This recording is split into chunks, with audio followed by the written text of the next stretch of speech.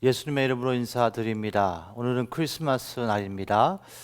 지난주 감사하게도 벽돌 우리가 33장의 벽돌을 쌓았습니다. 그래서 우리가 계속해서 우리가 벽돌 헌금으로 선교에 또 전도에 여러 가지 아웃리치 사역에 쓰임 받을 수 있도록 기도해 주시고 후원해 주시면 감사하겠습니다. 이 시간 준비하신 크리스마스 헌금 하나님께 올려드리기 원합니다.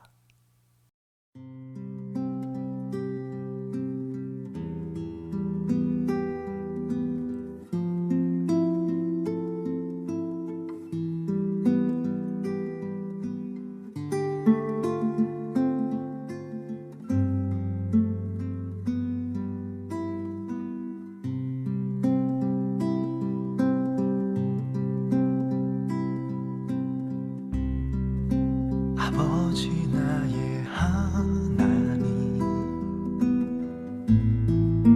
말씀하시는 하나님,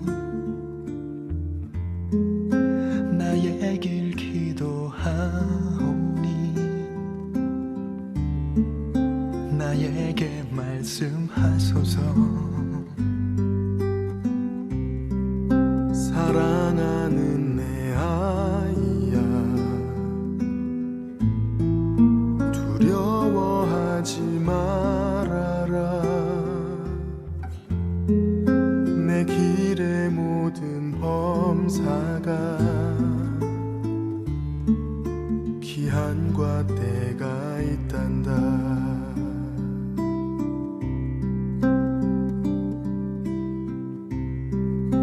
아버지 나의 하나님, 말씀하시는 하나님, 나 주님 의지하오나 이 길이 힘이 듭니다. 사랑하는 내 아이야, 두려워하지 말아라. 내가 어디로 가든지 나 너와 함께하리라.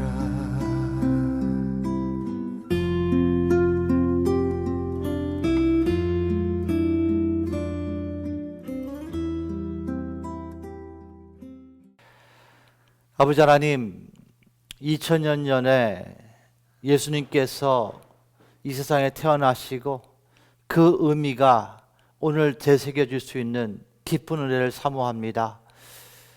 이 은혜를 사모하는 모든 자들이 귀한 물질 시간 드렸사오니 하나님께서 축복하여 주시고 바를 수 있는데 부족함이 없도록 하나님의 뜻을 이룰 수 있도록 함께하여 주시옵소서. 감사드리며 예수님의 이름으로 기도합니다. 아멘.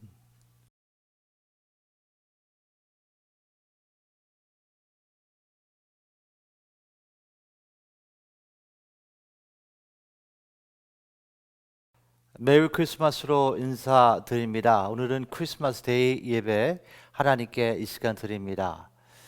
자, 그런데 사실 예수님의 탄생일이 12월 25일이라는 것을 정확히 증명할 수 있는 출생 증명서는 없습니다. 어떤 성경학자들은 누가복음 2장 7절과 8절을 토대로 그 당시 겨울철 12월 말이 예수님의 생신이 될 수 없다고 주장하죠. 누가복음 2장 7절과 8절 우리 한번 같이 두 구절 통독하기 원합니다. 같이 합독합니다. 맏아들을 낳아 강포에 쌓아 구유에 누웠으니 이는 사간에 있을 곳이 없음이더라. 그 지경에 목자들이 밖에서 밤에 자기 양떼를 지키더니, 자, 이 맏아들은 예수님을 말씀합니다. 예수님의 탄생일이 그날에 목자들이 밖에서 밤에 자기 양떼를 지켰다고 누가복음을 기록하는 거예요. 자, 이스라엘의 겨울철 밤도 제법 쌀쌀합니다. 그래서 추워서 학자들은 그때 목자들이 양떼를 밖에서 지킬 수 없다고 주장합니다. 그래서 예수님의 탄생이 겨울철이 아니라는 주장하는 이들도 있습니다. 또한 초대교회 때에는 예수님의 탄생일조차도 기념하지 않았습니다. 그들의 초점은 십자가와 부활이었기 때문이죠. 자, 그런데 기독교가 넓게 확장되고 하나님께서 인간의 몸으로 오셨다는 그 성육신에 대한 깊은 묵상 가운데 그 예수님의 탄생일을 기념하고자라는 결정이 나온 것이죠. 자, 생각해 보십시오. 천지를 창조하신 하나님께서 인간의 몸으로 오셨다. 이것을 한번 묵상하게 되면 참 신비하지 않나 생각합니다. 자, 성육신을 묵상하는 은혜가 우리 모두에게 임하기를 축원합니다. 자, 이것은 대단한 사건이기 때문에 그렇죠. 자, 그렇다면 어떠한 이유로 12월 25일을 성탄절로 지정했을까요? 사실 12월 25일이 지정된 것은 그 당시 12월 25일에 고대 로마에서는 태양신을 축제하던 날이었는데 이날을 예수님의 탄생일로 바꾼 것이라고 합니다. 참 재밌지 않습니까? 사랑하는 가족 여러분, 하나님의 역사가 이런 것이에요. 자, 하나님의 역사는 죄인이 은혜를 입어서 의인이 되지요. 사망이 생명이 되는 것이 하나님의 역사예요. 즉 술집이 바뀌어서 교회가 되는 것이 하나님의 역사입니다. 타락이 바뀌어서 정의가 되고 사랑이 되는 것이지요. 슬픔이 바뀌어서 기쁨이 되는 것이고 절망이 바뀌어서 소망이 되는 것이 하나님의 역사라는 것입니다. 자, 눈물이 바뀌어서 웃음이 되는 것, 그리고 우상의 날이 하나님을 찬송하는 날이 되는 것이 하나님의 역사라는 것이에요. 자, 이사야서 61장 3절은 우리에게 이렇게 말씀하십니다. 무릇 시온에서 슬퍼하는 자에게 화관을 주어 그 죄를 대신하며 희락의 기름으로 그 슬픔을 대신하며 찬송의 옷으로 그 근심을 대신하시고 그들로 의의 나무 곧 여호와의 심으신 바 그 영광을 나타낼 자 일컬음을 얻게 하려 하심이니라 라고 말씀하세요. 사랑하는 가족 여러분, 세상이 잘못 생각하는 것이 있습니다. 세상은요, 세상이 연합하게 되면 더욱 좋은 세상을 만들 수 있다고 생각해요. 그러나 그것은 불가능합니다. 자, 공산주의 사상이 무엇입니까? 같이 평등하게 나누어 누려서 다 같이 살자라는 의미가 그 안에 있지 않습니까? 그러나 인류 역사를 보게 되면 수많은 공산주의는 그 나라들은 무너진 것을 우리는 압니다. 자, 의도는 좋았지만 그런 것이 불가능하다는 것이에요. 자, 왜 그럴까? 그것은 인간이 죄인이라는 것을 잊어버렸기 때문이에요. 그래서 공산주의가 되지가 않는 거예요. 자, 그렇다면 민주주의는 완전한가? 자본주의는 완전한가? 그렇지도 않지요. 그래서 이 세상은 완전할 수 없다는 것을 우리는 인식해야 된다는 것이에요. 자, 아담과 이브가 죄를 범함으로 죄가 세상에 들어온 순간부터 세상은 어두웠습니다. 모든 인생들은 갈 길을 잃었고 방황하면서 살았습니다. 인간의 죄악은 성장해서 지금까지 온 것입니다. 즉, 이 세상을 바로 정립시킬 수 있는 힘은 이 세상에서 존재하지 않다는 것을 말하고 있는 거예요. 세상에 필요한 진정한 빛이 있는데 그 빛은 이 세상에 존재하지 않습니다. 자, 잘 경청하십시오. 여기에 복음의 원리가 있어요. 어두움이 어두움을 밝게 할 수 없듯이 세상은 세상을 구원할 수 없습니다. 세상에 필요한 빛은 세상 밖으로부터 임해야 되는 것이에요. 세상을 위한 구원은 세상 밖에서부터 임해야 된다는 것입니다. 그 빛 되신 분이 성경은 예수님이라고 말씀하시는 겁니다. 그 구원자 되신 분이 성경은 예수님이라고 하신 거예요. 자, 이사야 선지자는 이렇게 예언했습니다. 이사야서 9장 2절 말씀이에요.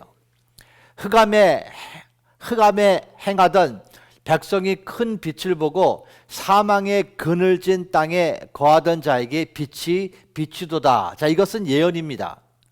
예수님을 말씀하시는 예언인데 이 예언을 사용해서 마태는요, 예수님께서 이 세상에 오신 것이 성취됐다는 것을 그는 마태복음 4장 14절부터 17절에 기록하고 있어요. 이는 선지자 이사야로 하신 말씀이 이루려 하심이라 일렀으되 시벌름 땅과 납달리 땅과 요단강 저편 해변 길과 이방의 갈릴리여, 흑암에 앉은 백성이 큰 빛을 보았고 사망의 땅과 그늘에 앉은 자에게 빛이 비추었다라고 이렇게 마태는 기록을 한 거예요. 즉 이사야서 9장 2절 말씀을 인용해서 4장 16절, 마태복음 4장 16절이 탄생한 것이죠. 그리고 이 빛이신 예수님께서 전파하여 가라사대 그가 이렇게 말씀하십니다. 회개하라, 천국이 가까웠다고 예수님께서는 선포하시죠. 즉 빛의 역할은 복음 사역이라는 것이에요. 자, 17절 이렇게 다시 한번 우리 합독합니다. 이때부터 예수께서 비로소 전파하여 가라사대 회개하라, 천국이 가까워 왔느니라 하시더라. 이래서 예수님의 사역이 시작되시죠.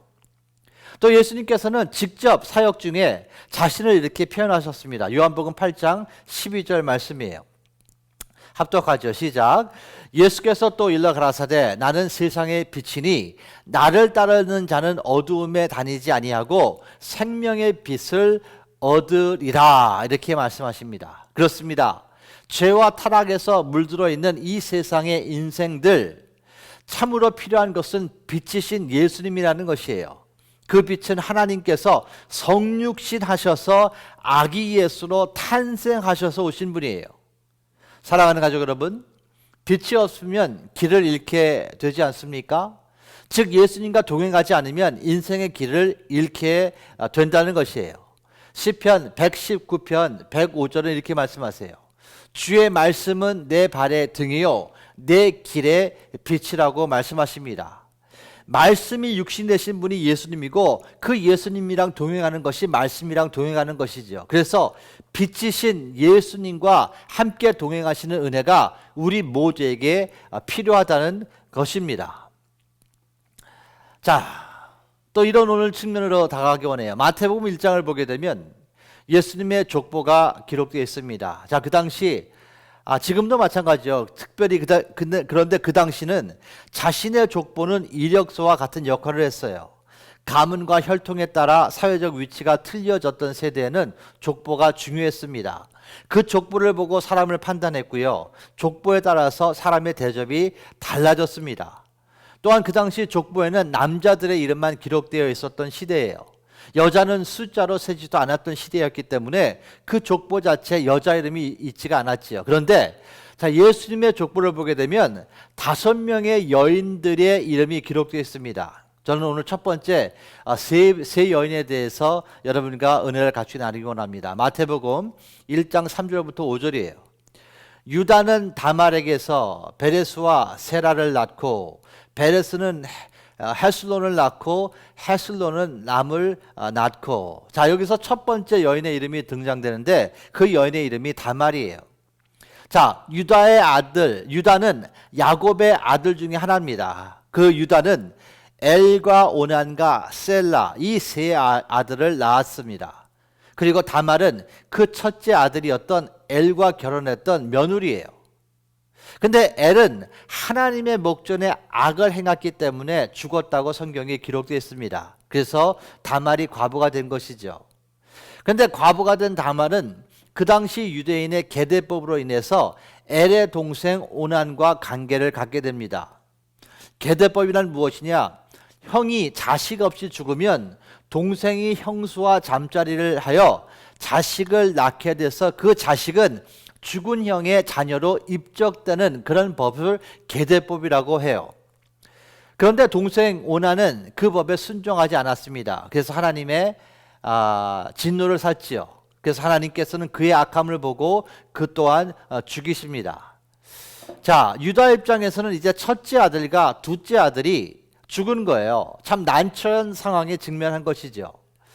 이제 계대법에 따르면 막내였던 셀라와 함께 다말은 동참을 시켜야 하는데 유다는 그 막내까지 이 다말과 관계를 갖게 하면은 죽을 것 같다는 생각을 하게 됩니다. 그래서 이 유다는 그 상황을 피하지요. 그런데 이 같은 유다의 계획을 인지한 다말은 얼굴을 가리고 창녀로 변장해서 자신의 시아버지인 유다에게 접근을 해요. 유다는 그 당시 자신의 그 아내를 사별한 상태였습니다. 그래서 아마도 여인의 냄새가 그리웠을 수도 있어요. 이 사실을 안 다말은 며느리였지만 창녀로 변장을 해서 시아버지 얼굴을 가리고 창녀로 변장해서 시아버지 유다와 관계를 갖게 됩니다. 그 결과로 낳은 아이가 베레스인 것이에요. 참 영화에서나 성취되는 정말 이상한 일이 벌어지는 것이죠. 그런데 그 다말의 이름이 예수님의 족보에 기록된 거예요. 그 다말로 통해서 나온 아들이 예수님의 조상이 된 거예요. 자, 이제는 4절과 5절을 보기 원합니다. 마태복음 1장 4절과 5절이에요. 람은 아미나답을 낳고 아미나답은 나손을 낳고 나손은 살몬을 낳고 살몬은 라합에게서 보아스를 낳고, 여기서 라합이라는 여자가 등장합니다. 그리고 보아스는 룻에게서 오벳을 낳고 오벳은 이세를 낳고.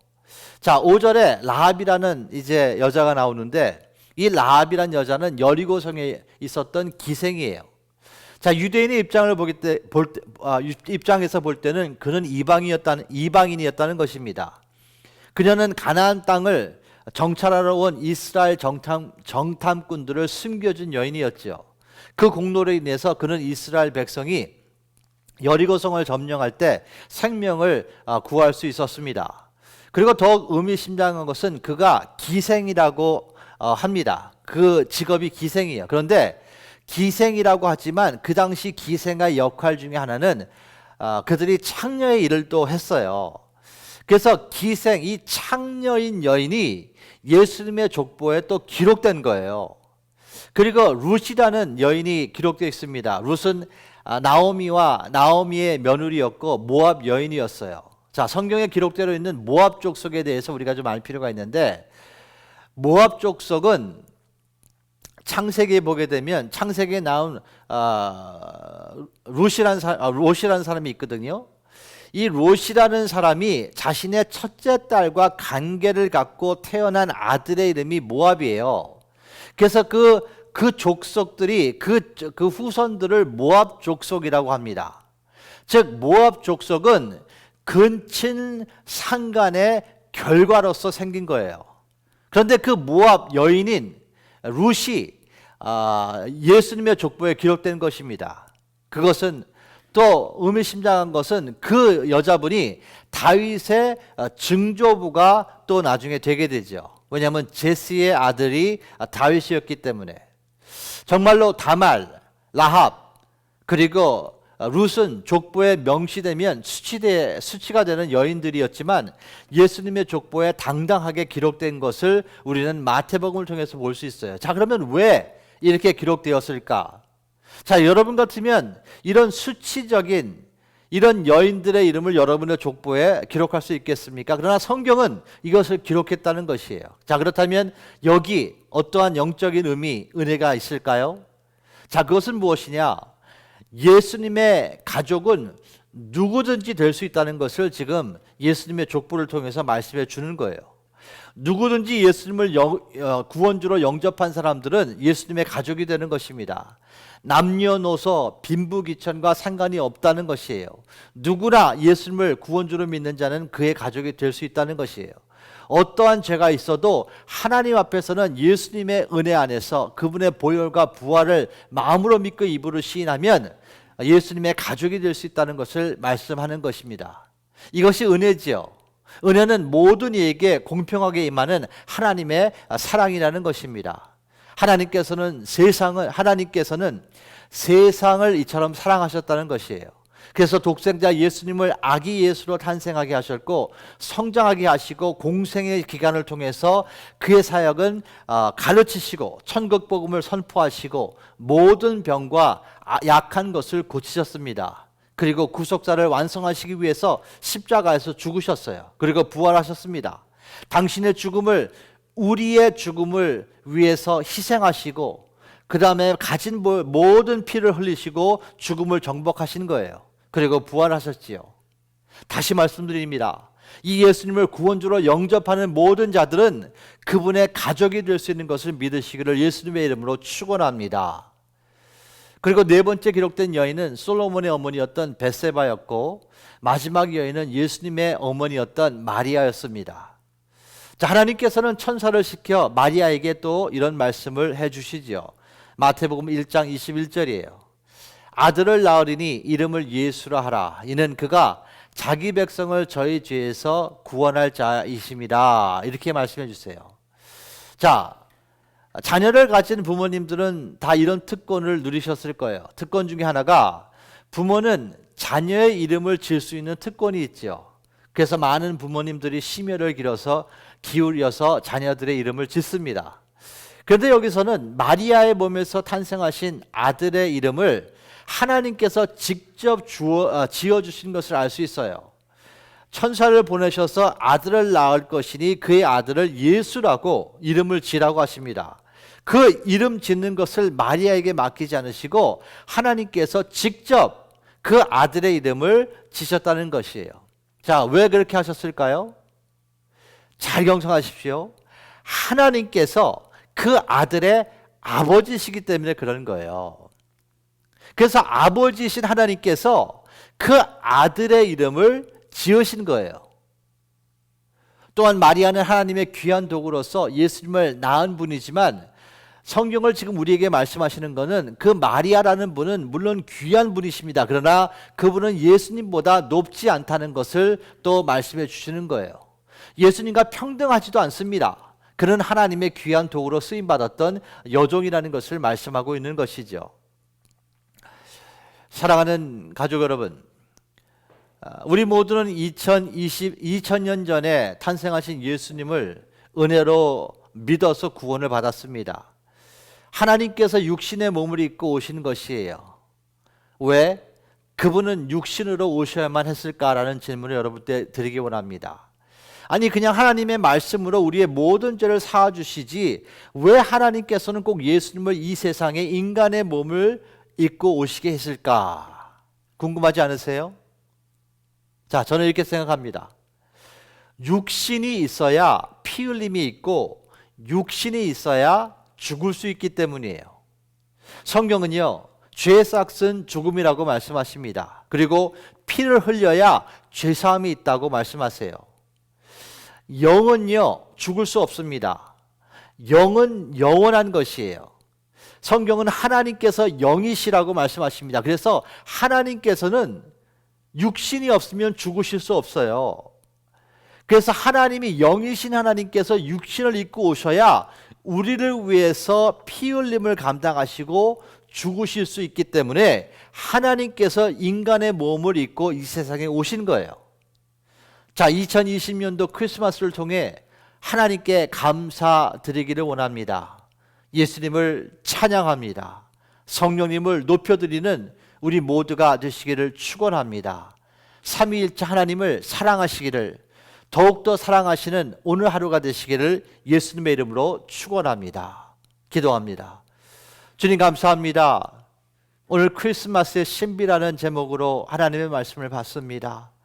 그 예수 그리스도의 목적과 그의 사명을 다 감당하시고 그 은혜와 사랑 안에 우리가 구원받고 오늘 그 예수님을 바라보며 하나님을 찬양합니다.